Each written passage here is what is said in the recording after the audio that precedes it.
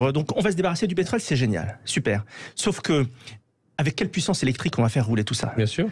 Ça va nécessiter un chantier en termes de logistique, en termes d'infrastructure majeure, probablement faudra-t-il, en plus de ce qu'on est en train de faire sur le renouvelable, ce qui est salutaire, au moins doubler le parc nucléaire avec comme ligne de mire au moins la capacité de produire 1000 TWh. C'est fondamental. Si c'est pas ça, qu'est-ce qui va se passer en 2035 ? Vous allez avoir soit des blackouts d'électricité généralisés et on va et tout le monde en subira les conséquences, ou alors, pire encore, on va ouvrir les centrales à gaz et à charbon. Là, je voudrais simplement, si vous me permettez, terminer par le fait que je parlais de la désinvolture de l'ensemble des dirigeants politiques de l'Union européenne, mais encore plus de ceux qui aujourd'hui font de la lutte contre le nucléaire une cause politique. Et je pense évidemment à Jean-Luc Mélenchon et à la NUPS qui vendent un modèle 100% énergie renouvelable qui est une imposture.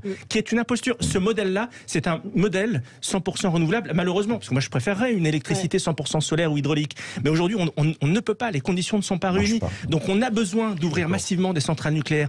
Si c'est pas le cas, eh ben on va créer des générations de gilets jaunes, on va créer des générations de précaires électriques qui ne pourront pas rouler en voiture, qui ne pourront pas se chauffer ni s'électrifier. Ce qui est en train de se passer, c'est probablement la plus grande crise sociale du 21e siècle. Si on n'agit pas maintenant massivement, dans 15 ans, on le payera très fort. Comment cette décision a pu être prise ? On a l'impression qu'il n'y a qu'un bout effectivement qui a été pris et pas la globalité de la problématique. C'est effectivement tout le problème. C'est-à-dire que vous avez une décision qui est une décision intéressante, mais quand on est sur là, c'est pas une simple décision de consommateur, c'est une décision qui est même pas industrielle, c'est une décision civilisationnelle. Parce que le modèle de civilisation s'évalue toujours en fonction de l'énergie qu'on utilise. Donc on est en train de changer de civilisation. Et changer de civilisation, eh bien, la volonté est louable, mais ensuite, il faut en tirer toutes les conséquences et prendre les bonnes décisions. Un autre sujet qui est corollaire avec celui-ci, et dont personne ne parle, c'est la question des métaux stratégiques. Une batterie, c'est du lithium et c'est du cobalt. Aujourd'hui, on est dépendant de la Chine pour ces métaux stratégiques.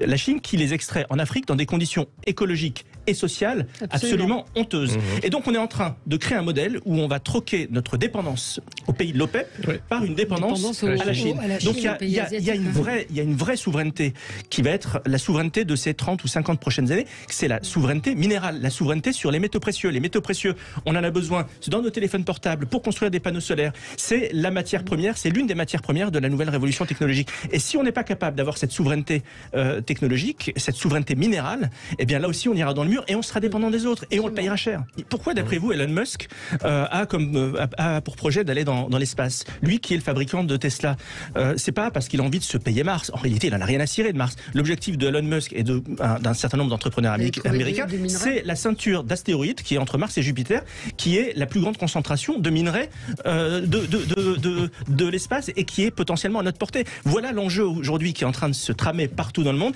et nous sommes en train de regarder le train passer avec des dogmes, avec des fausses certitudes et avec des écolos, des soi-disant écolos qui nous assènent leur vérité mais qui nous envoient dans le mur.